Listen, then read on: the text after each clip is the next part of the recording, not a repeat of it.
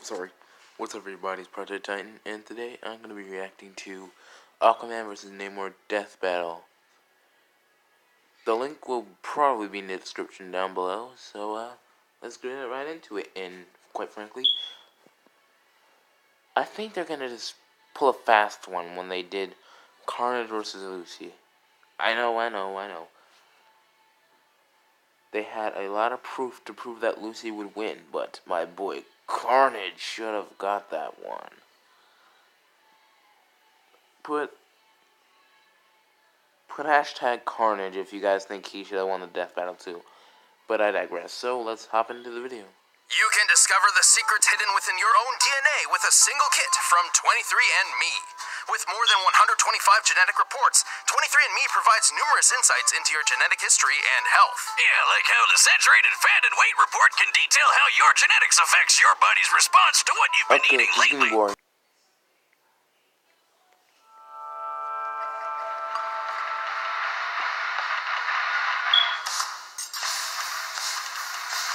You know the phrase, there's plenty of fish in the sea? Yeah, real obvious, but it turns out there's a bunch of superheroes down there too. I don't think you understand what that phrase means. Like Aquaman, the king of Atlantis. And Namor, the first mutant and also king of Atlantis. He's Wiz and I'm Boomstick. And it's our job to analyze their weapons, armor, and skills to find out who would win a death battle. I don't get mermaids. I mean, they're kinda hot, but they're fish people. And then when you meet them, all they want to do is try to kill you. I guess Tom Curry got to be one of the lucky ones, if you know what I mean. After a chance meeting, Tom was left to father Arthur, the son of a mysterious woman of the sea. Though she thinks she was knocked up by a fish Jesus wizard, it's not important. Comics are weird. Regardless, Arthur learned to hone his aquatic powers from a very young age.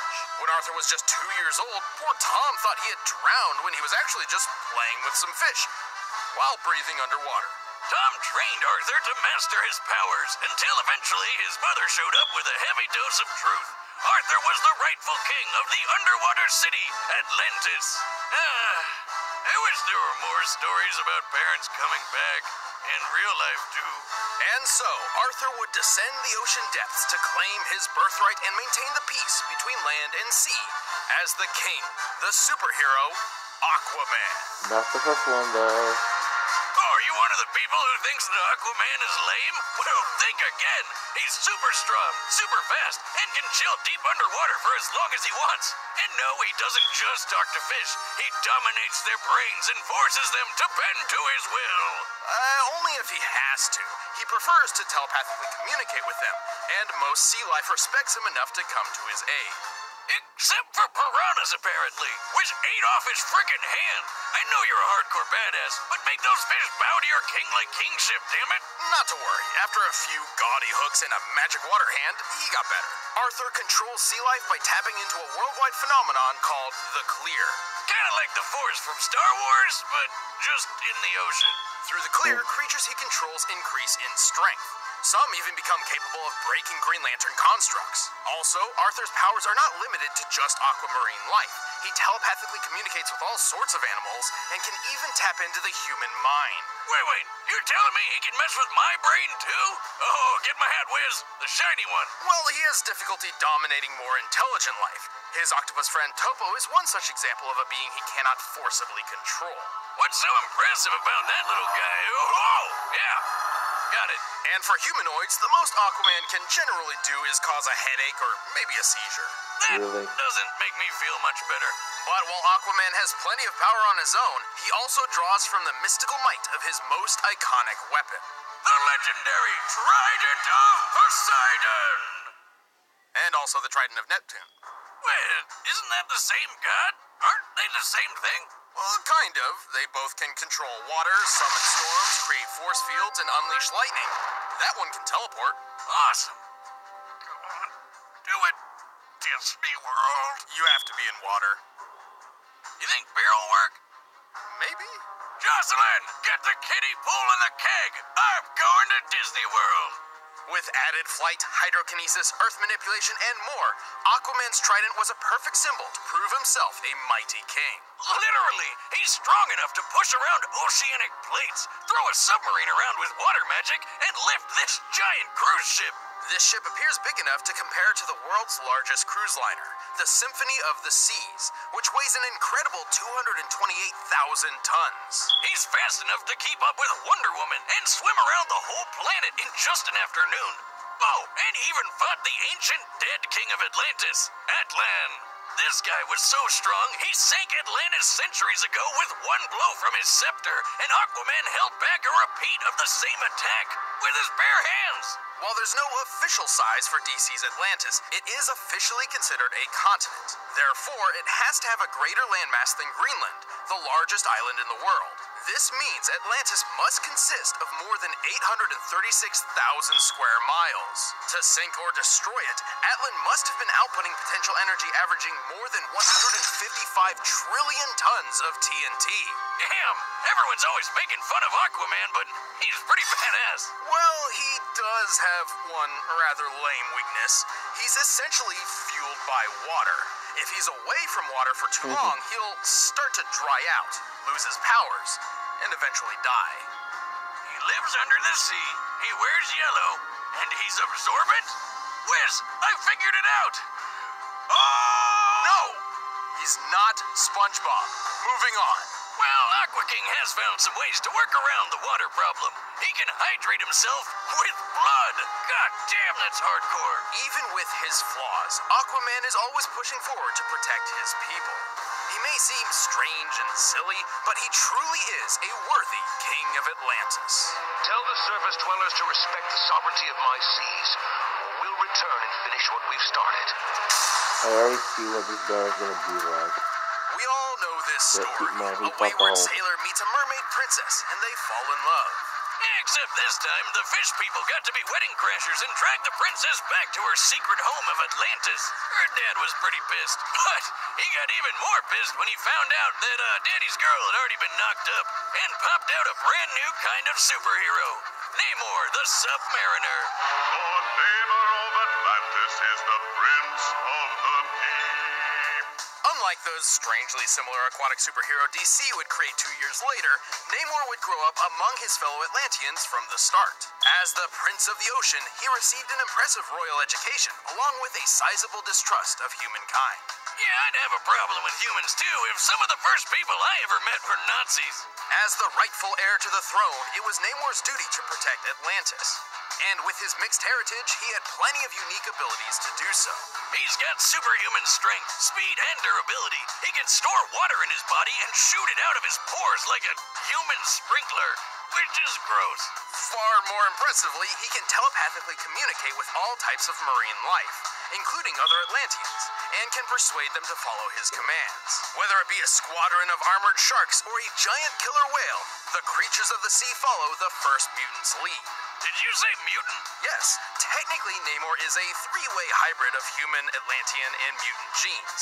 Unlike other Atlanteans, he possesses the mutant power of flight. Oh, is that why he's got those tiny little wings on his feet? I always thought those were like little rudders. Nope, he flies with them.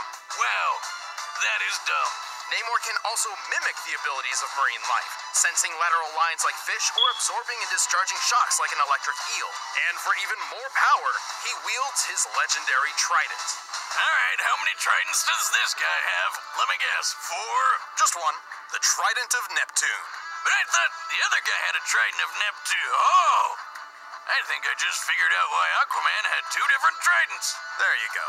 Well, this trident's got a bunch of cool magic powers. It can control water, shoot lasers, turn people invisible, and if Namor needs some backup, he can animate objects and his surroundings to create living beings to fight alongside him.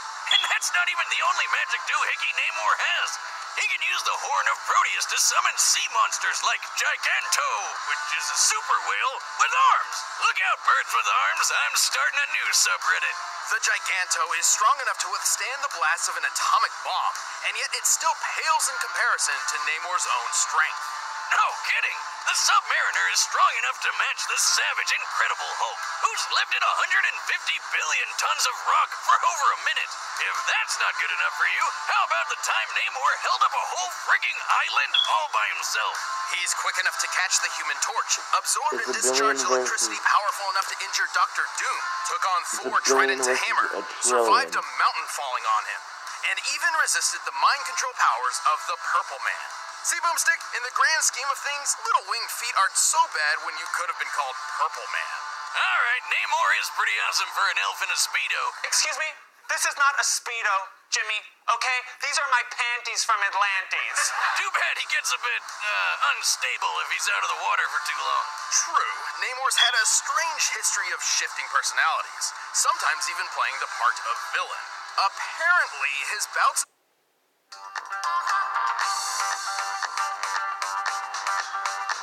strange bipolar defect brought on by oxygen imbalance, which, last I checked, isn't quite how bipolar disorder works. No, Wiz, I have the same kind of problem. I get super evil and grumpy when I haven't had a beer in at least 24 hours. 24? 12, 6, 2. Screw you. Boomstick, that's a chemical dependency. Just like my personal hero, Bane. You're missing the point. Oh, you think the point is your ally, but you merely adopted the point. I was born in it, molded. How about that point? At the end of the day, as long as there is water in his veins, the Avenging Sun is a heroic king of his people and a terrifying opponent.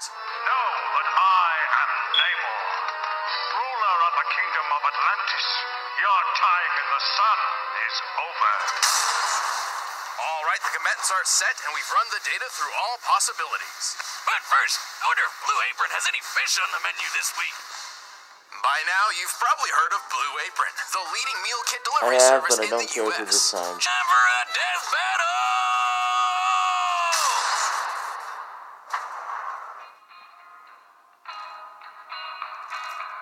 Look out below! Peasant! You dare splash the Prince of Blood? Plenty of space around the pool, Spock.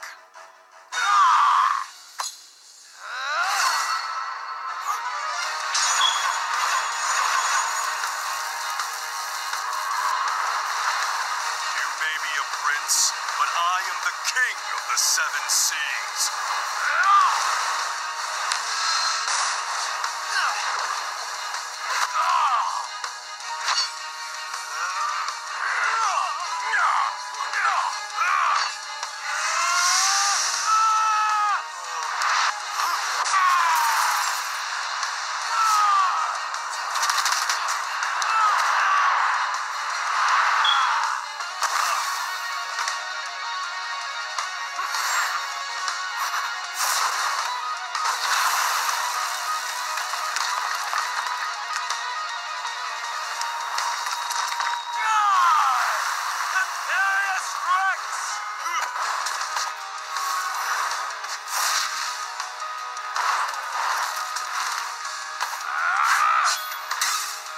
I will not submit! Oh, awesome. He copied Namor and Storm. Very original of you two. But he gave me Robo, so I'm gonna judge.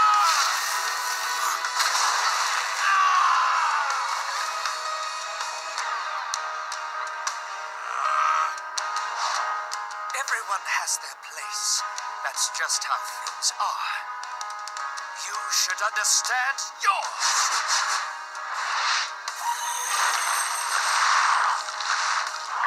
You are such a terrific dumbass.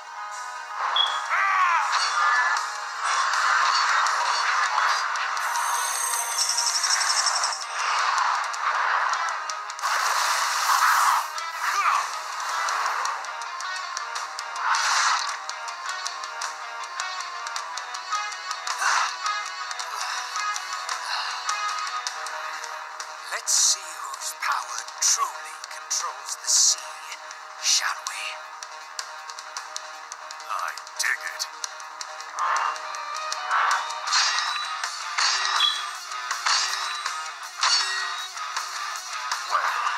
seems we're evenly matched. Or maybe I've been saving another trick. No! You control me? Impossible! Have at 'em, boys.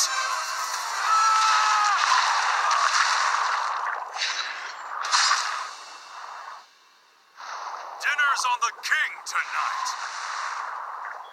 I don't believe it at all. KO! Oh man, am I underwater or am I just sweating so much from how intense that got? Aquaman and Namor's powers were so similar and well matched, this fight could have reasonably gone in either one's favor. In fact, neither had many powers that the other did not possess in some way.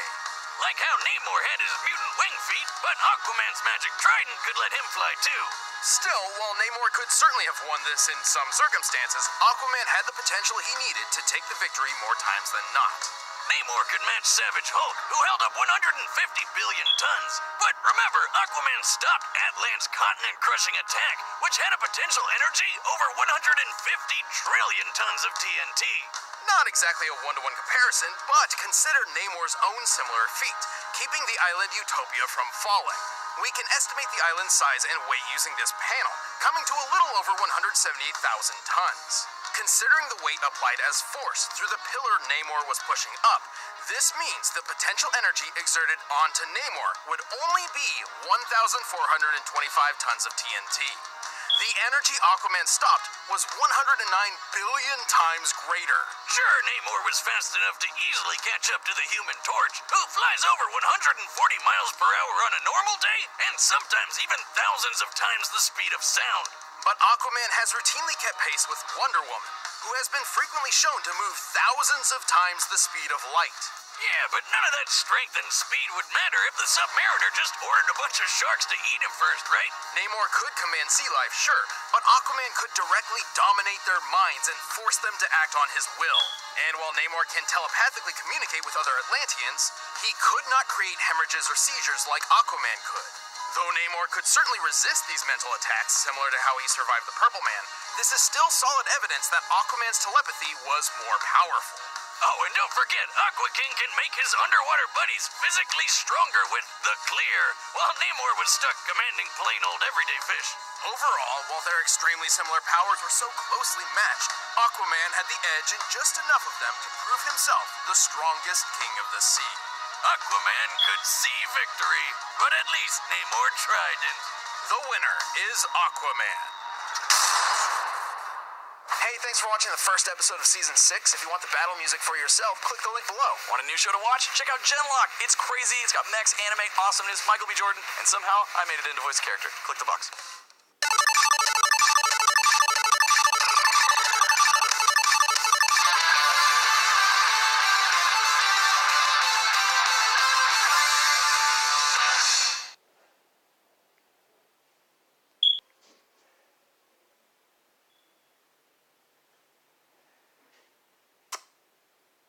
Well, I don't know what to say about that. At a solid point, but I was really leaning towards Namor's victory in that battle. Like and subscribe for more videos. It's been Project Titan. Peace out.